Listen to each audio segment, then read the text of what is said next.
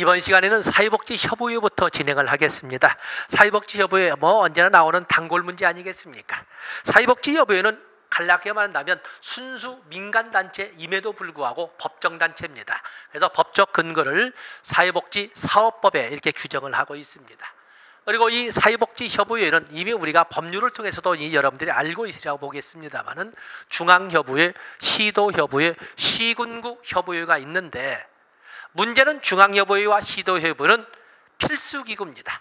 반드시 두어야 하지만 시군구 협의회는 필요에 따라 둘 수 있다라고 법으로 규정함으로써 의무기구라는 것을 알 수가 있습니다. 그리고 또한 곧잘 나오는 것이 사회복지협의회의 역할 또는 기능이 되겠는데 사회복지사업법에 나와 있지요. 사회복지에 관한 조사연구, 사회복지에 관한 정책 건의, 사회복지에 관련된 기관단체 시설 등의 연계협력 또는 사회복지에 관련된 또 이러한 소위 사각지대 발굴 이런 등등을 쭉 나열해 놨습니다. 이런 정등의 출대 범위라고 보시고 교재로 확인하도록 하겠습니다. 자, 거기 보면 사회복지협의회 정의 학적으로 정리를 했습니다만은 사회복지협의회는 사회복지에 관한 조사 연구와 각종 복지사업을 조성하고 각종 사회복지사업과 활동을 조직적으로 협의 조정하며 사회복지에 관한 국민의 참여를 촉진시킴으로써 사회복지 증진과 발전에 기하기 위하여 사회복지사업법에 근거하여 설립된 단체이다. 사회복지사업법에 의거하여 소위 법정단체라는 걸 설명하고 그걸 바로 아래다 적었습니다. 사회복지협의회는 사회복지, 지역사회 복지에 관심 있는 민간단체나 개인의 연합체다. 순수 민간단체의 개념을 가지고 있고 법적 단체, 법으로 정한 단체, 법정단체라는 것을 알아주셔야 됩니다. 그리고 이 조심할 우리가 시험용으로 말장난할 수 있는 영역이어서 그걸 좀 정리해 놓은 것이 사회복지협의회의 성격이 되겠는데 거기 보시면 사회복지협의회는 지역사회 조직 이론에 의해 조직된 단체로서 이렇게 되어 있지요. 그래서 지역사회 조직 이론에 의해 설립된 이런 단체로서 지역사회 복지 사업을 추진하는 겁니다. 그래서 지역사회 보직이 아니라 지역사회 조직 이론에 의해서 거기에 보시고 다음에 거기 보시면 함정으로 나올 수 있는 것은 오른쪽 페이지 첫 줄에 적어놨습니다만은 개별 클라이언트를 상대로 서비스를 직접적으로 제공하는 기관이 아니라 간접적 서비스 기관이라는 것을 분명히 하고 있습니다. 그래서 간접적으로 서비스를 제공하는 기관이다. 거기 간접적이라는 말에다가 액센트를 두고 표기하기를 바라겠습니다. 그리고 지역사회에 존재하는 자원 동원과 활용을 위하여 각종 기관, 시설, 단체 등을 연락 조정하는 민간단체이다. 그 때문에 역할에 보면 사회복지 관련 기관단체 시설 등의 연계협력이라는 기능을 정리하고 있거든요. 또 그런가 하면은 4번 좋고 5번, 6번 사회복지협의회 생명은 민간의 즉 지역 주민의 자주적 참여에 있다라는 것을 분명히 하고 있습니다. 똑같은 말로 사회복지협의회는 7번에 지역사회 각종 사회복지 시설 기관단체 개인의 연합체이다. 앞에 했던 말 또 했습니다.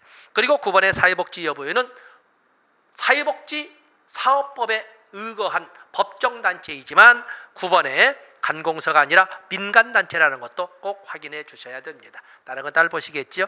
해 주셔야 됩니다.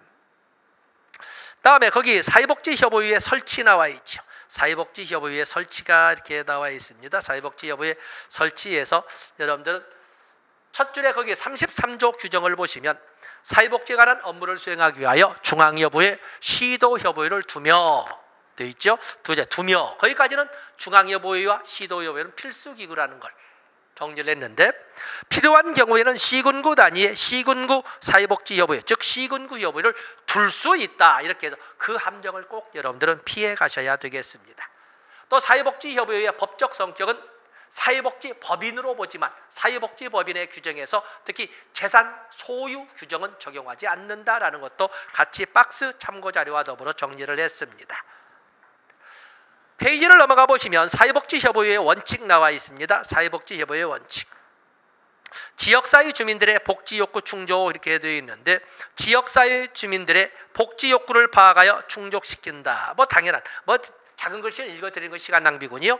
주민 참여를 당연한 필수 조건으로 앞에서 우리가 봤습니다. 전문성을 발휘해야 된다. 또 민간단체이다. 당연히 사회복지에 관한 조사연구와 사회복지에 관한 정책건의, 사각지대 발굴 이런 걸로 볼 적에 민관협력 또는 공사협력을 도모한다는 것도 알 수가 있고, 그리고 사회복지협의회는 그게 중앙협의회도 있지만 시도협의회나 시군구 협의회는 지역적 특성에 맞는 사업 내용이나 방법이 강구되어야 한다라는 거. 어쨌든 지역복지에 관련된 것도 모두 지역적 특성 고려되어야 되지 않겠습니까? 그래서 지역 적합성도 적용된다는 거. 왜냐하면 시도협의회, 시군구 협의회가 있기 때문에 그렇습니다. 다음에 거기 보면은 사회복지협의회에 이런 업무가 쭉 나와 있지만 거기는 그냥 넘어가셔도 되겠습니다. 너무 많아서 여러분들이 오히려 불편할 거니까 넘어가시면 됩니다. 다음에 지역사회복지관, 여기는 무조건 사회복지협의회도 한 문제를 언제나 출제하고 있습니다만 지역사회복지관도 이건 뭐 빼놓지 않지요. 그래서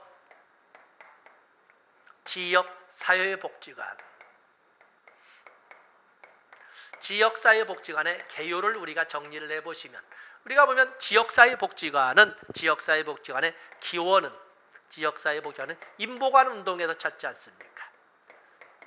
인보관 운동에서 찾습니다. 그 다음에 법적 근거는 사회복지관은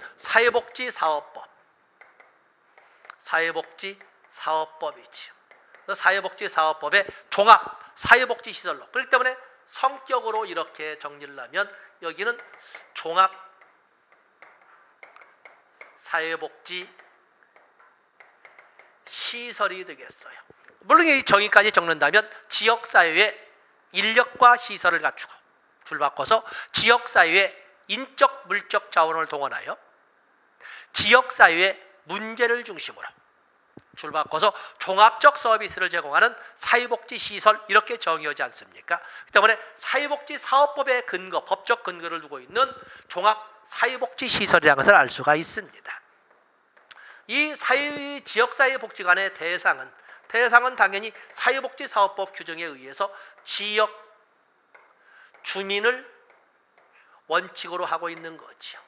지역 주민을 원칙으로 하고 있습니다. 지역 주민을 원칙으로 하고 있다. 그래서 지역 주민을 원칙으로 하고 있다. 또 그 외에도 뭐 지역사회복지관 할 말이 참 많겠습니다만 여기는 또 우리가 교재를 보면서 여러분들이 채워주기로 하고, 우리 애가 출제를 대비할 수 있는 것은 지역사회복지관의 사업이 되겠어요. 물론 이제 지역사회 주민을 원칙으로 하지만 우선 지원 대상도 역시 사회복지사업법에 규정되어 있지 않습니까? 이런 것도 같이 정리해 주시면 됩니다. 지역사회복지관 이 사업이 바뀌었죠. 이제는 이 사업이 뭘로? 바로 기능별로 규정되어 있다는 거죠. 종래에는 지역사회복지관의 사업, 그러면 5대 사업으로 이렇게 나눠져 있었습니다만 이제는 기능별로, 그래서 3대 기능으로 사례 관리 기능 해서 3개 사업 분야가 있고, 그리고 서비스 제공 기능 4대 사업 분야가 있고, 그리고 지역 조직화 기능 3대 사업 분야가 있다고 이렇게 기능별로 분류를 했다는 것. 여러분들은 당연히 기본적으로 사회복지관의 3대 기능, 사례관리 기능, 서비스 제공 기능, 그리고 지역 조직화 기능으로 이렇게 봐주시면 되겠어요. 사례관리 기능은 먼저 사업으로 사례 발굴 사업 분야,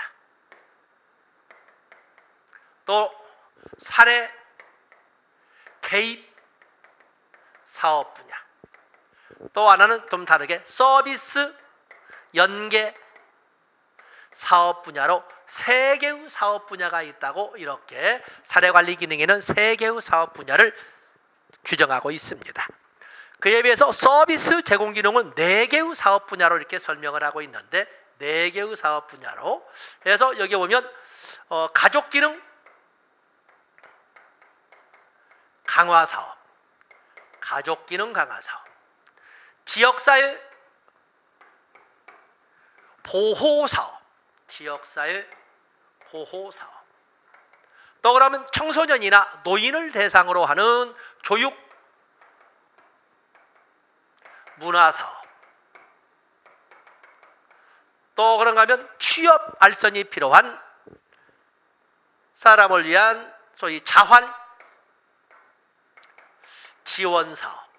이렇게 서비스 제공 기능에는 4개의 사업 분야를 규정하고 있습니다.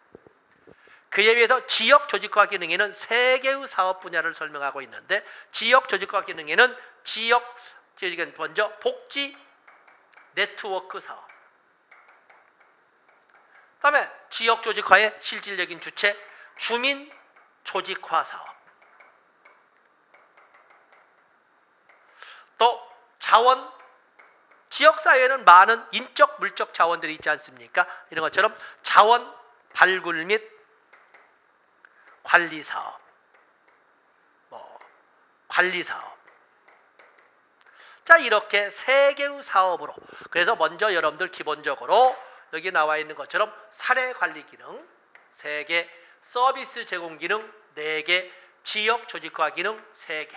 여기는 사례, 여기 사례 있는 것처럼 이거 사례니까 이 자체를 개별적으로 내드리는 겁니다. 서비스 연계 사업 정도 하나 보시면 되고, 지역 조직화도 네트워크, 여기 조직화가 있는 것처럼 네트워크 조직화이기 때문에 되고, 단지 한다면 자원 발굴 및 관리 사업 정도 보시면 되는데, 개별적으로 서비스 나온다면 서비스 제공 기능에서 이렇게 가족 기능 강화 사업, 지역사회 보호 사업, 교육 문화 사업, 그리고 자활 지원 사업, 이렇게 해서 나눠서 우리가 볼 수가 있는 것입니다. 자, 우리가 이제 판서울과 판서에서 한번 교재 보겠습니다.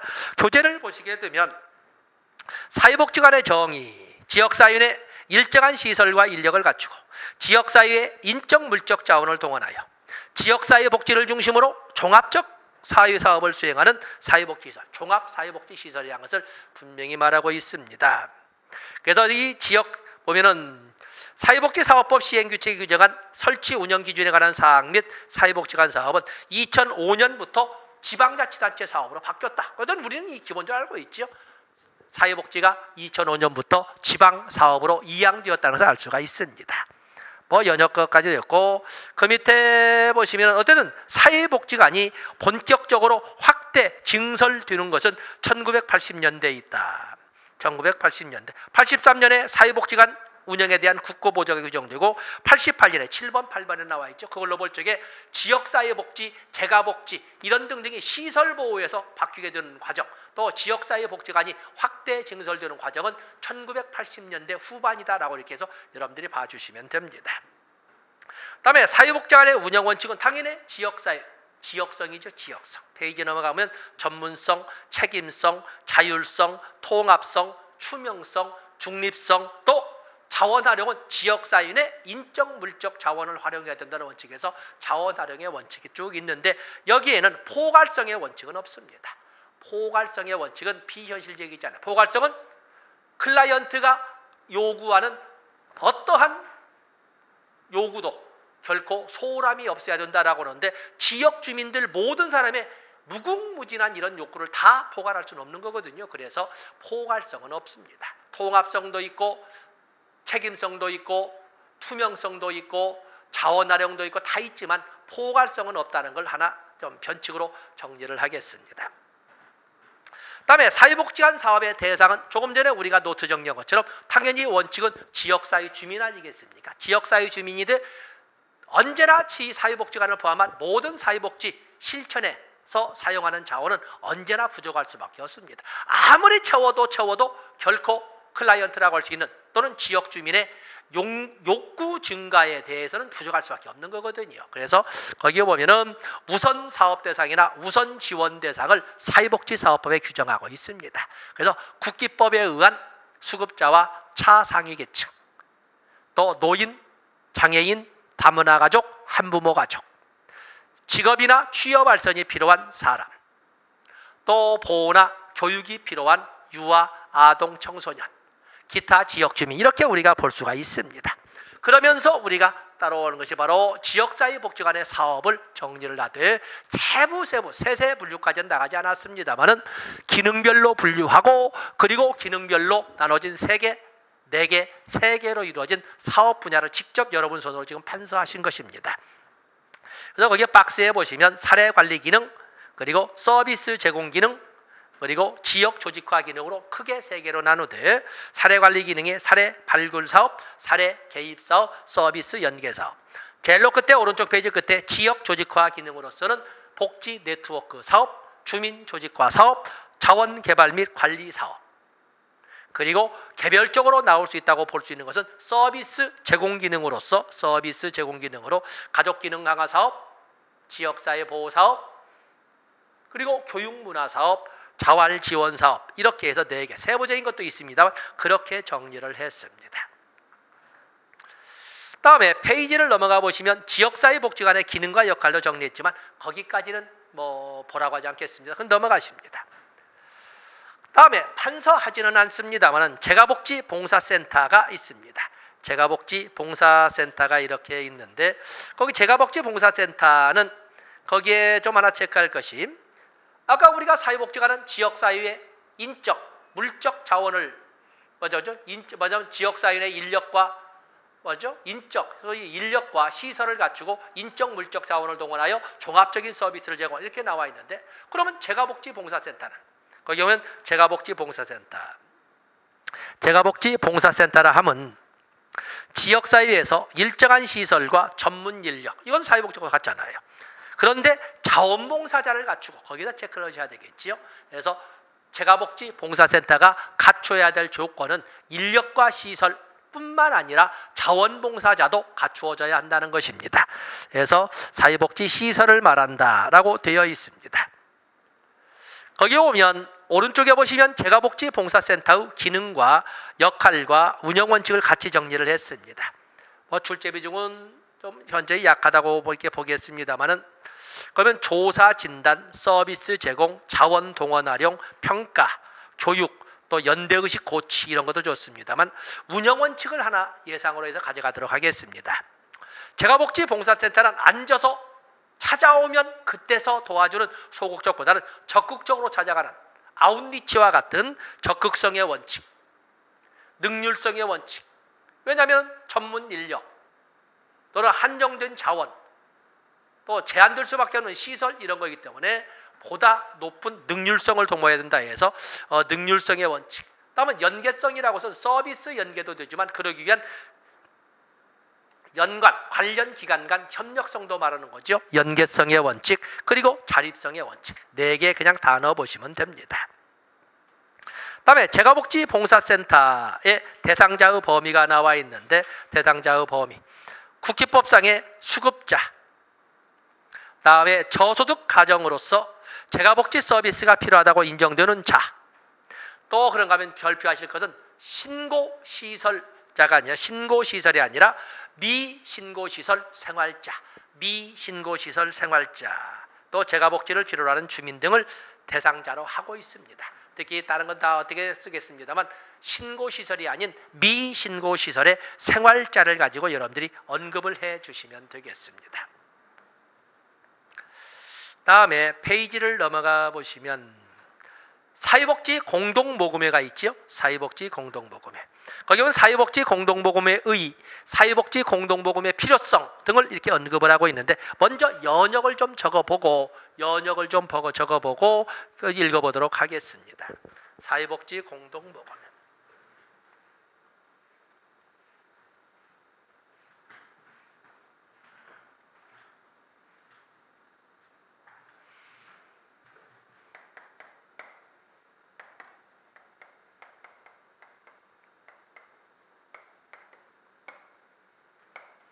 사회복지 공동모금의 개요를 보면 사회복지 공동모금회는 사회복지 공동모금회 이렇게 되어 있죠.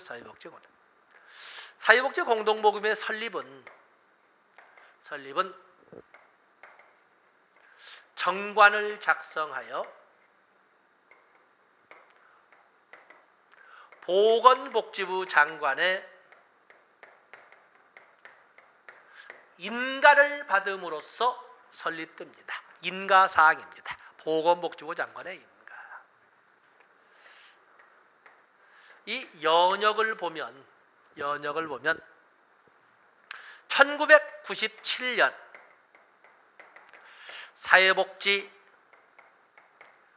공동모금법이 사회복지 공동모금법이 제정이 됩니다. 모금회법 아닙니다. 공동모금법이 제정되어서 이거에 의해서 1998년에 16개 시도 단위의 모금회가 설립됩니다. 그 때문에 처음에 사회복지 공동모금회는 시도 단위였다는 것을 알아주셔야 됩니다. 그리고 나서 다음해인 1999년 그러면 국민기초생활보장법도 제정되고 국민건강보험법도 제정되었던 해에 사회복지 공동모금법이 사회복지 공동모금회법으로 바뀌게 되는 거거든요. 그래서 사회복지 공동모금회법으로 개칭하게 되는 거죠. 그거에 의해서 일원화된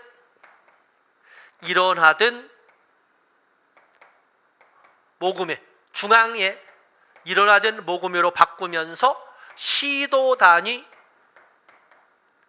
지회로 이렇게 체제를 바꾸게 되는 겁니다. 이렇게 체제를 바꾸게 되는 거죠. 자, 이런 여정. 근데 지금처럼 일원화라는 특징을 가지고 중앙에 모금이 하나 있고 그리고 시도 단위의 지위가 있는 스타일은 1999년 개정을 통해서 이루어진 것이다. 사회복지 공동모금의 특징으로서는 사회복지 공동모금회는 이야말로 지역사회 기반 운동입니다.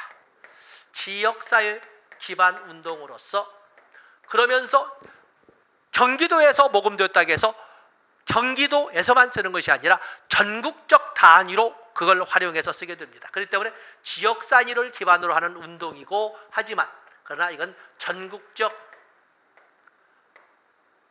협조를 도모하는 운동이다. 또 이것은 순수 민간 재원 조성 운동으로 아직 우리가 정책론은 배우지 않았지만은 사회복지 정책론의 입장에 가서 사회복지 정책의 분석 그중에 재원을 보면 공공재원과 민간재원을 나눠볼 수가 있는데 공공재원에는 조세 사회보장성 조세서 사회보험료 조세 비용이 있고 그리고 민간재원에는 본인 일부 부담금이나 또는 그러면 기업복지기금이나 이런 것도 있지만 여기 나오는 사회복지 공동모금도 역시 순수 민간재원의 이상을 가지고 있습니다. 순수 민간재원 조성을 하는 걸로서 여기에는 일원화되어 있습니다. 그래서 중앙에 사회복지 공동모금을 대고 그리고 모금을 할 적에도 원칙적으로는 사회복지 공동모금회 단일 창구로 해서 모금을 하도록 되어 있습니다. 그리고 여기에는 모든 것을 공개하도록 함으로써 소위 투명성을 도모하는 이러한 것 등을 우리가 볼 수가 있습니다. 또 그러면 사회복지 공동모금회의 사업별로 모두 분과위원회가 존재하는데 사업에는 4대 사업이 있습니다. 여기에는 기획사업, 또 그런가 하면 홍보사업, 또 그런가 하면 모금사업, 그리고 배분사업이 있습니다. 그래서 4대 사업이 사회복지 공동모금회법에 규정되어 있는데 또 기획분과 소위 기획분과 실행위원회, 홍보분과 실행위원회, 모금분과 실행위원회, 배분분과 실행위원회로 이렇게 되어 있습니다. 이게 뭐 다른 것도 좋지만 모금이라고 할 때에는 연중모금을 원칙으로 하되 효율적 모금을 해서 집중모금도 병행을 한다라는 것을 알아주시면 되고 또 배분분과 실행위원회에서는 여기는 신청사업, 배분, 기획사업, 또 그러면 지정 기탁사업, 또 그런가 하면 긴급지원사업 이렇게 4개의 사업부명으로 배분되고 있다라는 것을 또 여기도 쓸 거 있겠지만 먼저 이런 정도 써놓고 교재를 보겠습니다. 거기 보시면 사회복지 공동모금의 의 이렇게 되어 있습니다. 의에서 1번에 2번 보시면 사회복지 공동모금 사업을 관장하기 위해 사회복지 공동모금회를 둔다. 모금회는 사회복지사업법에 의한 사회복지법인이다. 이게 사회복지법인입니다. 모금회는 정관을 작성하여 보건복지부 장관의 인가를 받아 등기함으로 설립된다 해서 그냥 정관 작성. 사실 지금 여러분에 보여주고 있는 것은 보건복지부 장관의 인가사항이라는 것을 언급을 했던 것입니다. 사회복지 공동모금의 필요성 여러분들이 보시되 거기에 내용에 보면은 거기에는 우리가 도덕적으로 알 수 있는 것처럼 공공모금 신뢰성을 위해 자선사업의 난립을 방지한다. 3번에 정부와 민간의 동반자적 관계를 형성한다. 그리고 전문화 제고에 기여 거기도 줄쳐놓으시고 사회복지 공동모금은 전문화 제고에도 기여한다. 뭐 다른 것 좋습니다. 오른쪽에 공동모금의 특징이라고 적었습니다만 다 적지는 않았지만 민간, 순수 민간운동으로 지역사회를 중심으로 해서 기반으로 해서 일어나지만은 소위 전국적 끝에 나와 있군요. 전국적 협조를 도모하는 사업이다. 일원화를 원칙으로 한다. 그래서 중앙의 사회복지 공동모금회를 정점으로 해서 단일화된 장구인 사회복지 공동모금회 명의의 장으로 운영하되 효율적 운영을 위하여 언론기관을 지정하여 그 언론기관 명의로 모금할 수도 있습니다. 물론 효율성이죠. 또 공개 말씀드렸습니다. 다음에 사회복지 공동모금회의 업무 이렇게 되어 있는데 조금 전에 여기 다 적었지요. 그래서 4대 업무로서 기획, 홍보, 모금 그리고 배분 이렇게 되어 있는데 모두 각각 분과 실행위원회를 두고 있다는 것을 보아주시면 되겠습니다. 다음에 공동모금의 배분 뭐 이렇게 쭉 있습니다. 모금에는 개별형도 있고 기업 중심형도 있고 단체형도 있고 특별 사업형도 있고 그렇습니다. 가장 이 중에 비중이 크고 규모가 큰 것은 역시 연중 소리소문 없이 진행되는 바로 기업 중심형이 가장 비중이 크다는 것을 알아주시면 됩니다. 다음에 모금기간이라고 되어 있는데 이 사회복지 공동모금의 원칙은 아래 나와 있는 연중모금입니다. 그러나 효율적 모금을 위하여 일정 기간을 정하여 모금할 수도 있습니다. 그렇기 때문에 많은 사람들이 착각을 할 적에 사회복지 공동모금은 마치 연말에 성공회에서 종을 치면서 시작하는 걸로 알고 있는데 그게 아니고 사실은 소리 소문 없이 기업 중심으로 연중 모금이 됩니다. 그리고 사회적 분위기를 올리기 위해서 집중 모금을 연말에 이렇게 과시하면서 하고 있는 거죠. 그렇게 보시면 됩니다. 다음에 배분 사업도 4가지가 있는데 배분 사업도 4가지 정리를 했지요. 그래서 배분 사업에 신청 사업, 기획 사업, 지정 기탁 사업 그리고 공동 배분 사업이 있는데 특히 신청 사업과 기획 사업은 여러분들이 또박또박 구별을 해 주셔야 됩니다. 신청 사업은 누가 사업 계획서를 쓰냐면 신청하는 사회복지 관련 시설이나 기관이나 단체가 사업 계획서를 써서 제출하고 돈을 배분받는 방법입니다. 제안서를 누가 만들어? 시설이나 기관 단체가 합니다. 그에 비해서 기획사업은 사회복지 공동모금회에서 만든 기획서, 사회복지 공동모금회에서 기획한 사업에 신청을 해서 돈을 배분받는 것은 기획사업이라고 합니다. 그래서 사업계획을 누가 짜느냐? 시설기관에 짜는 것은 신청사업, 사회복지 공동모금회에서 계획서를 짜는 것은 기획사업이라고 하는 것입니다. 거기 구별해 주시고 그리고 신청사업에는 프로그램 사업, 맞으면 이건 진정 사회복지시설이나 기관단체가 사업계획서를 짠 프로그램 사업도 있지만 기존에 있는 기능보강사업에 또 배분이 됩니다. 그래서 신청사업에는 프로그램 사업과 기능보강사업이 있다는 것을 알아주시면 됩니다. 다음에 배분 방법 적고 넘어가십니다. 다음에 자원봉사센터가 나와 있죠. 자원봉사센터가 이렇게 나와 있는데 자원봉사센터 여러분은 다른 건 같지만 자원봉사라는 것을 알겠지만 좀 몇 가지 볼 것이 있습니다. 그래서 자원봉사의 정의는 여러분들이 보시되 자원봉사의 특성 출제된 지가 10년이 넘었습니다만 거기에 자아 실현성도 있다. 내가 이 세상에 태어났다면 나만 잘 살아가는 것이 아니라 같이 잘 사는데 뭔가 도움이 되도록 했다면 바로 그것도 실현해야 되지 않겠습니까? 자아 실현성도 있지만 거기 쭉 보시면 다른 것도 있습니다. 다른 것도 이 자원봉사의 특징은 자원봉사 활동 기본법의 기본 개념에도 나와있기 그때 보기로 하고 거기 8번에 공동성의 실현 그리고 9번에 개혁성이 아니라 개척성이 있다는 겁니다. 개혁성이 아니라 개척성이 있다 이렇게 보시면 되고 자원봉사 인증제도의 법적 근거는 사회복지사업법 그리고 사회복지봉사활동 인증관리 규정이 있다 이런 거 보시면 됩니다. 자 거기 보시면 이제 우리가 볼 것이 자원봉사활동 기본법을 보세요. 오른쪽에 보시면 자원봉사활동 기본법을 보시면 기본 방향의 2번 자원봉사활동은 무보수성, 자발성, 공익성, 비영리성, 비정파성, 비종파성의 원칙 아래 수행될 수 있어야 된다. 자 거기 하나 체크해서 시험 전에 읽어보시고 다음에 거기 보시면 한국자원봉사협의회 17조가 나와 있죠. 한국자원봉사협의회도 역시 마찬가지로 전관을 작성하여 행정안전부 장관의 인가를 받아 등기함으로 설립을 아까 사회복지공동모금회는 정관을 작성하여 보건복지부 장관의 인가를 받아 등기함으로써 설립한다고 그러지 않았습니까? 근데 여기는 행정안전부 장관의 인가를 바로 거기다 줄을 쳐놓으셔야 됩니다. 그래서 한국자원봉사협의 2번에 나와 있죠. 3번에 2번 행정안전부 장관의 인가를 받아 등기함으로 설립된다. 거기다 체크를 해놓으시면 되겠습니다. 다음에 아동복지법에 근거한 아동복지 관련 사업도 지역사회 차원에서 이루어지죠. 특히 2004년에는 공부방이 지역 아동센터로 바뀌면서 아동복지기관, 복지시설로 포함이 되는 것처럼 2007년에는 드림스타트 사업과 아동발달지원계좌인 디딤 씨앗 통장이 2007년도에 만들어집니다. 거기 드림스타트 사업을 길게 이렇게 했습니다만 드림스타트 사업은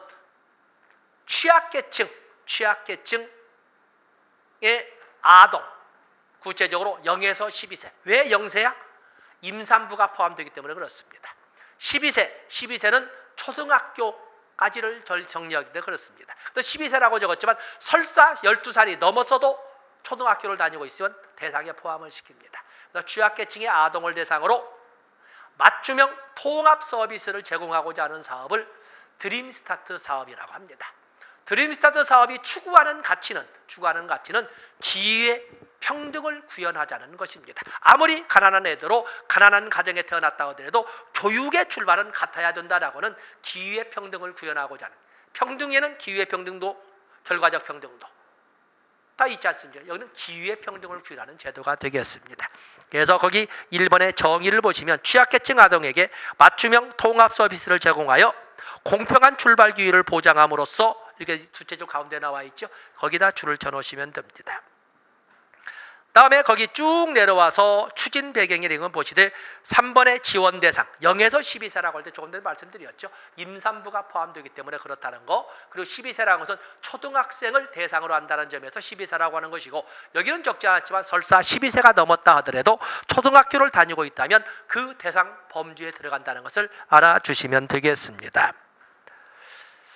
다음에 내용까지 볼 것도 없고 아동발달지원계좌 역시 아동복지법 규정에 의해서 나온 것이 되겠지만 아동발달지원계좌를 우리는 디딤 씨앗 통장이라고 합니다. 18세 미만의 아동복지법에 의해서 아동은 18세 미만 아니겠습니까?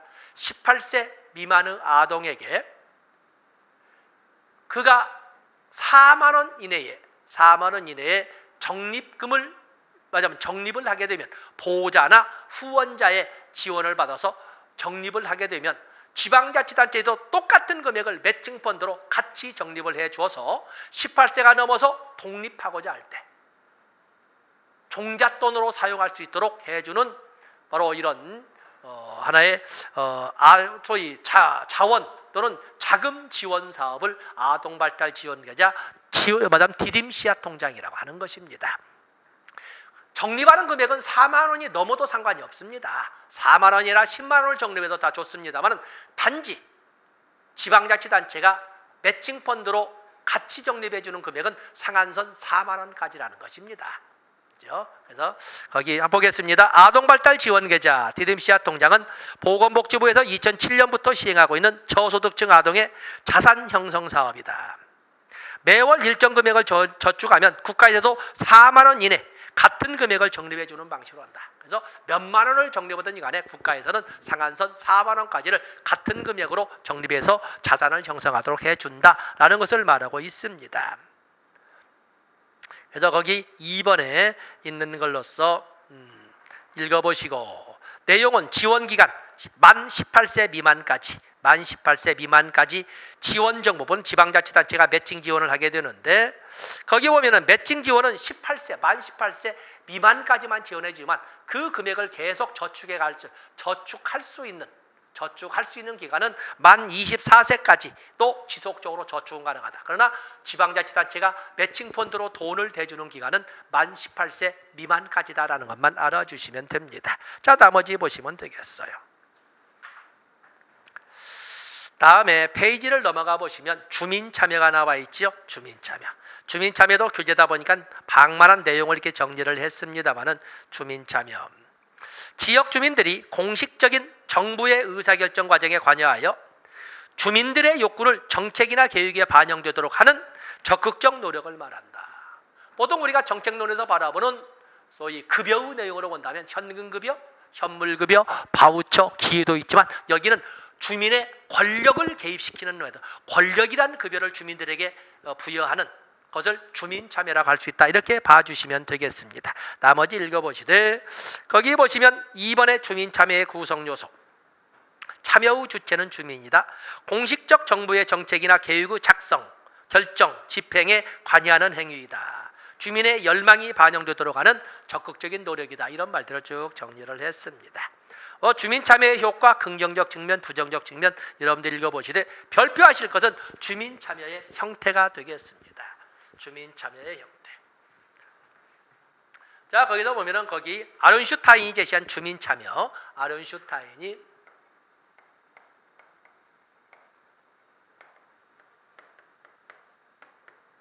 아론슈타인은 주민참여의 형태를 크게 세 가지로 봤습니다. 하나는 비참여, 아예 주민참여가 허용되지 않는 비참여. 다음에 형식적 참여. 그리고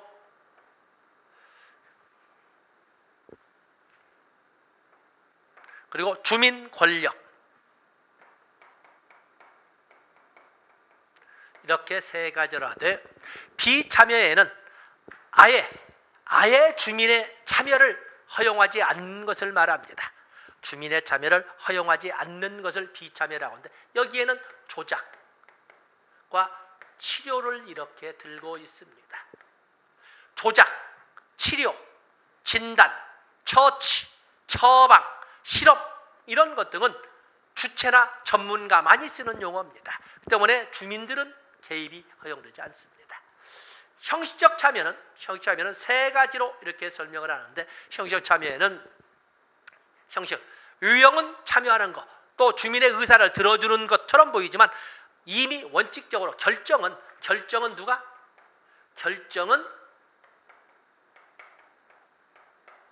관에서 하도록 이미 정해져 있는 거예요. 모든 결정은 관에서 하도록 되는 것으로서, 여기에는 정보 제공, 공지나 공고 또는 정령시다, 이렇게 행정명령을 정보 제공이나 또는 상담 또는 휴유, 이런 등등. 그래서 암기할 때는 정상회, 머릿말로 정상회라고 했습니다만, 바로 이것은 유형적으로는 또 사진 찍기 보면 주민들이 다 모여서 민관협력처럼 보여지지만, 이미 관에서 결정한다는 것이 아니라 이미 관에서 결정되어 있는 것을 알려주는 겁니다. 시간적 선은 정부에서 이미 결정된 것입니다. 그에 의해서 주민권력이라고 하는 것은 협력관계 또는 협동관계, 또 그런가 하면은 권한위임, 그리고 주민통제, 이렇게 세 가지는 주민 권력이라고 합니다. 협력 관계는 반드시 주민의 견해나 참여가 반영되도록 규정된 것은 협력 관계라고 합니다. 반드시 주민의 견해나 주민의 참여가 반영되도록. 권한유임은 일부 사안은 주민들이 결정하도록 되어 있는 것은 권한유임입니다.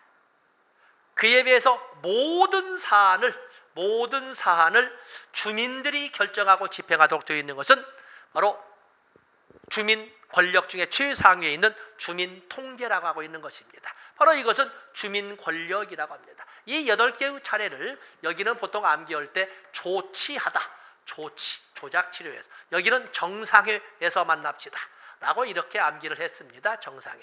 그래서 이런 암기 방법은 좀 성인들인 여러분에게 좀 조잡스럽습니다만 그래도 우리가 의료 입장이니까 가져가도록 하겠습니다.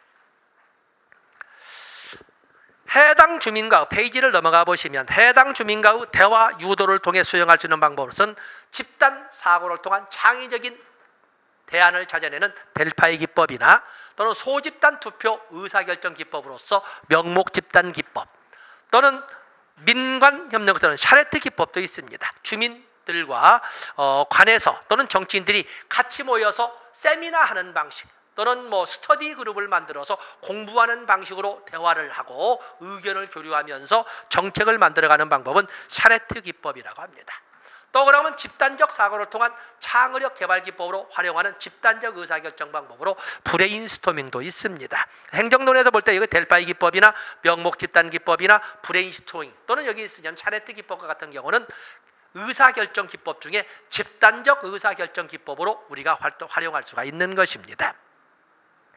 그다음에 출제비 이런 걸 있지만 시민운동에서는 다른 건 그렇고 시민운동 개념의 2번 우리나라는 1960년대 중반 이후 전개된 시민운동인데 1980년대에는 민주화운동으로 본격화되었고 1990년대에는 시민운동의 고양기로 이렇게 그리고 시민운동의 기본 성격에서 초계급적 개량적이다. 합법적 방법을 통해 이루어진다. 시민권의 요구 확대이다. 공공선을 지향한다. 그 정도 보시면 됩니다. 페이지를 넘어가면 NGO가 나와 있죠. NGO 보면 비정부기구 또 NGO와 비슷한 MPO 비영리기구 같은 개념으로 교집합 부분을 가지고 성격을 가지고 있습니다만은 그 개념 보시되 거기 2번에 비영리 민간단체가 갖춰야 될 조건으로 이윤이 배분되어서는 아니 된다. 정부 조직이 아니어야 한다. 그래서 비정부 조직이지요. 공식성을 띄어야 된다. 자주성을 갖춘 것이어야 된다. 자발적인 것이어야 된다. 특정 정치 집단이나 종교 집단을 위한 것은 아니어야 된다. 사실은 비정부기구와 같은 경우에는 독립국가, 독립주권국가를 당사자로 하는 유엔에서도 바로 소위 협의 당사자로서 지위를 인정하고 있거든요. 우리나라에도 몇 개 단체가 있습니다만 최근에는 법륜스님이 이끌어가는 그런 어떤 세계 빈곤 가정 아동을 돕기 위한 이런 단체들도 협의 당사자 유엔 협의 당사자의 지위를 이렇게 확보를 하고 있거든요. 그래서 비정부기구는 이런 특징을 가지고 있기 때문에 있기 때문에 당연히 독립성을 인정받으면서 유엔 당사자, 협의 당사자 지위도 인정받고 있다는 걸 알아주시면 됩니다. 비영리 민간단체의 기능, 거기에 보면 견제 기능도 있고 복지 기능, 대변 기능, 사회적 약자에 대한 대변 기능, 또 세력 간 갈등 조정 기능, 교육 기능, 모금 기능 등이 있다라고 볼 수가 있다. 또 역할로서는 정책 결정에서의 하나의 파트너의 역할도 정책 제안자의 역할도 아까 조금 전에 말씀드린 유엔 협의 당사자의 지위를 확보함으로써 국제적인 협조자의 역할도 특히 환경에 관련된 것은 국제적인 협조자의 역할을 아주 많이 하고 있지 않습니까? 이런 것을 여러분들이 봐주시면 되겠습니다. 자, 이런 정도에서 지역사회복지론을 마감짓기로 하고 다음에는 3교시 정책론, 행정론, 법제론으로 넘어가도록 하겠습니다. 고맙습니다.